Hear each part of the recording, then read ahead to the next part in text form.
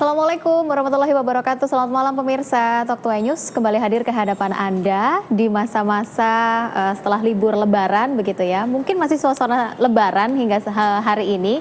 Dan kalau Anda lihat juga saya agak sedikit berbeda pada malam hari ini karena kita juga ingin ikut merayakan hari kemenangan, Hari Raya Idul Fitri.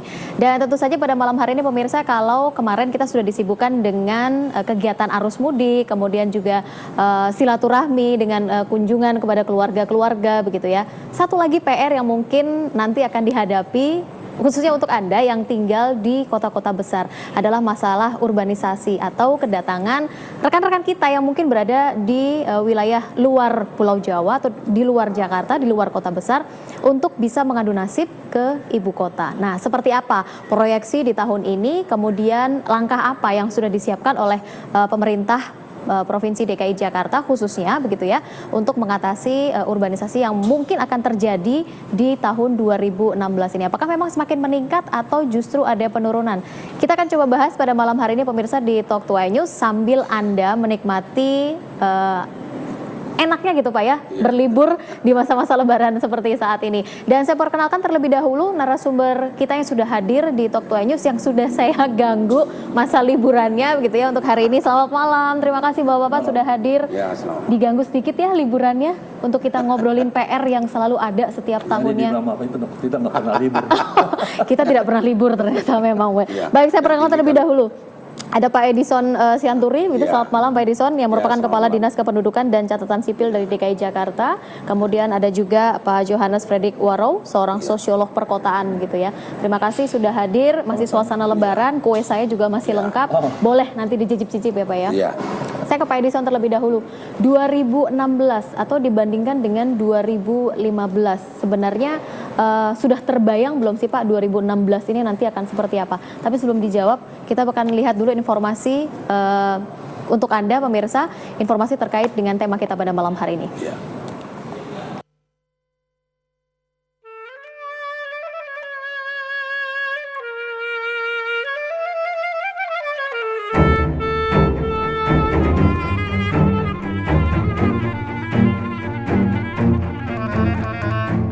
Tidak ada yang salah dengan tradisi urbanisasi setelah Lebaran. Pasalnya, sebagian besar warga Jakarta adalah pendatang. Tak sedikit ahli yang mengatakan bahwa urbanisasi merupakan suatu proses yang sangat penting dalam pembangunan bangsa-bangsa modern. Jakarta merupakan salah satu kota yang sesungguhnya lebih menyiratkan kemilau visi kota sebagai asumsi peradaban maju. Kompleksnya problem sosial di Jakarta tidak menyurutkan migrasi besar-besaran dari desa, terlebih ketika pasca Lebaran setiap tahunnya. Salah satu kondisi yang mendorongnya adalah ketidakstabilan musim di desa, yang menyebabkan masyarakat merasa tidak dapat maksimal secara ekonomis dalam memenuhi kebutuhan hidupnya. Pertanyaan yang timbul adalah, mengapa kaum urban tetap memilih mengadu nasib ke Jakarta, dibanding mencoba mencari alternatif sumber ekonomis lain di desa? Suka tidak suka, pada akhirnya Jakarta tidaklah lagi mencerminkan sebuah kota metropolitan. Karena warna baru pada wajah kota Jakarta dengan kemegahan yang justru didominasi kehidupan ekonomi bercorak pedesaan saat ini melalui kedatangan kaum urban.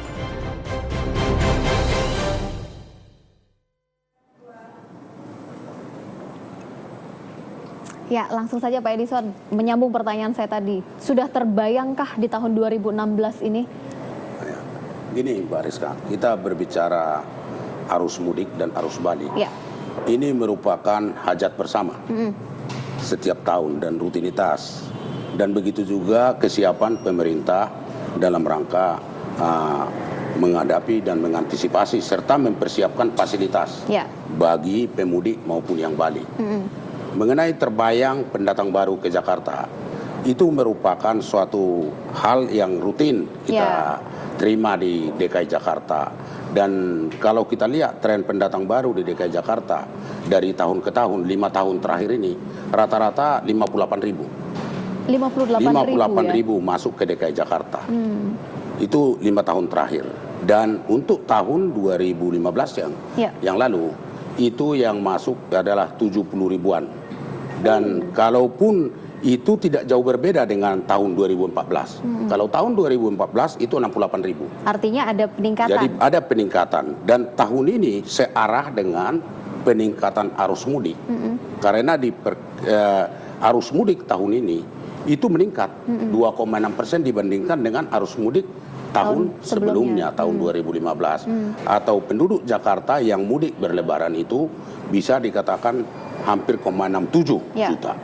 Jadi yang tinggal di kota Jakarta pada saat hari raya seperti ini ya hanya 3,5 juta. Makanya enak kita lalu lalang kemana-mana. Bisa bebas kemana-mana ya selama tentunya 1 minggu juga ini. itu membawa konsekuensi juga bahwa biasanya mereka yang datang ke Jakarta itu tidak semuanya untuk mencari kehidupan di Jakarta. Oh, tapi ada juga mereka ini yang hanya singgah di bawah sanak saudara untuk bertamasya ke Jakarta, melihat-lihat Jakarta pada saat setelah selesai masa liburan balik lagi ke DKI Jakarta. Tapi kalau prediksi kita untuk pendatang baru tahun 2016 tidak jauh beda dengan tahun 2015. Artinya tetap ada peningkatan begitu? Mungkin? Kalaupun ada peningkatan itu paling 1-2%.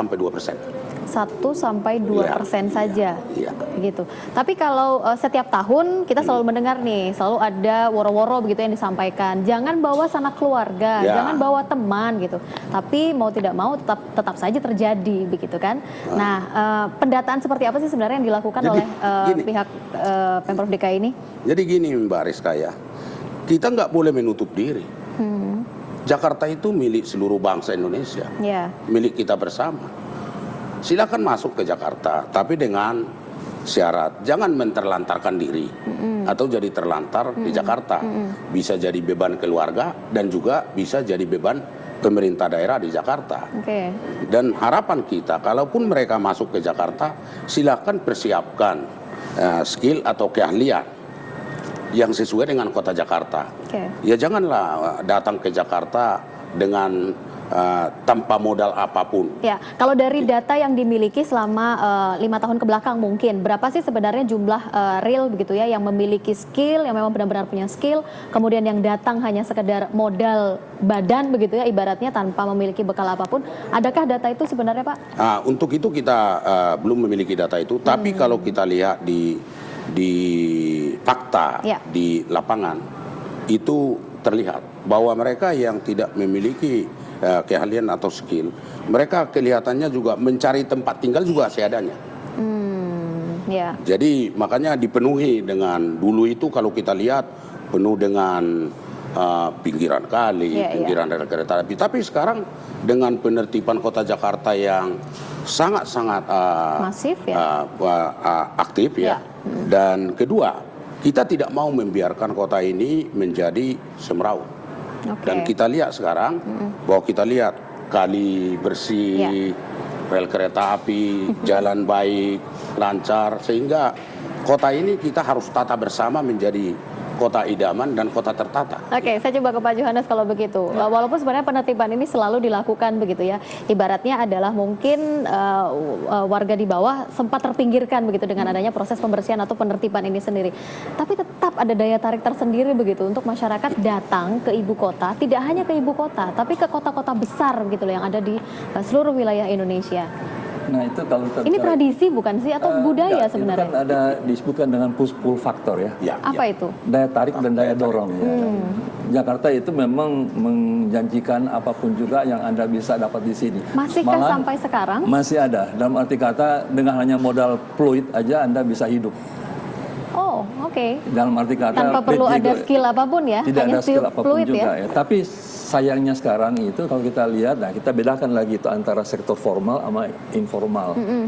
Tadinya sektor informal itu semeraut dan terbuka sama sekali. Sekarang tidak, udah mulai agak sedikit tertata sehingga yang tipe-tipe orang yang datang ke sini hanya salon badan istilahnya, datang aja pokoknya tidur di jalan aja pun bisa, saya bisa hidup ya kan. Udah mulai tidak bisa lagi seperti itu. Kenapa? Karena gimana pun juga Jakarta sedang menuju pada bentuk kota yang disebutkan dengan good city. Dan dia menata dalam arti kata menjadi satu kota yang benar-benar kota yang kehidupannya orang makin lebih baik, lebih enak. Agak sedikit bagus sekarang. Sama si ingat dulu zaman pertama kali saya bikin membangun kota Jakarta, dia mengatakan Jakarta kota tertutup, diprotes semua orang-orang ya kan. Jakarta tidak bisa dibikin kota tertutup ya kan. Harusnya. Nah, untungnya sekarang itu ada perubahan dalam bentuk pola Jakarta. Jakarta ini tidak lagi pakai model konsentrik, terpusat, tapi dia sudah ada banyak multinuklus.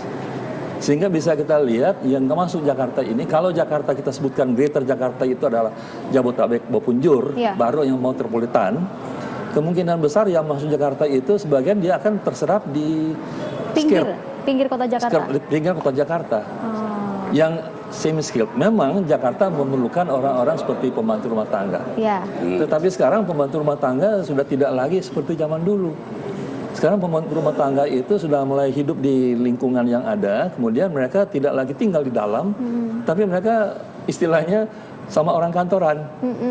Masuk pagi, pulang siang atau pulang sore, berbeda dengan zaman dulu. Kalau dulu tinggal harus tinggal di dalam malahan. Nah, bisa aja ada fenomena bahwa daya tarik Jakarta ini kan boleh dikatakan Anda bergerak dikit, kalau Anda bisa melihat peluang, dapat duit. Ya kan, bisa bikin duit. Ya kan? Artinya dimanapun ada celah yang bisa dilihat begitu ya oleh masyarakat. Tetapi celah itu udah mulai pelan-pelan tertata. Contoh umpamanya di sektor informal, kaki lima. Sekarang tidak sembarangan lagi Anda jual bakso. Nanti kita bahas lebih lanjut lagi soal itu ya, gitu. Karena apa sih sebenarnya yang membuat perubahan-perubahan itu bisa terjadi begitu ya? Kita bahas lagi pemirsa di Talk to News sesaat lagi. Tetaplah bersama kami.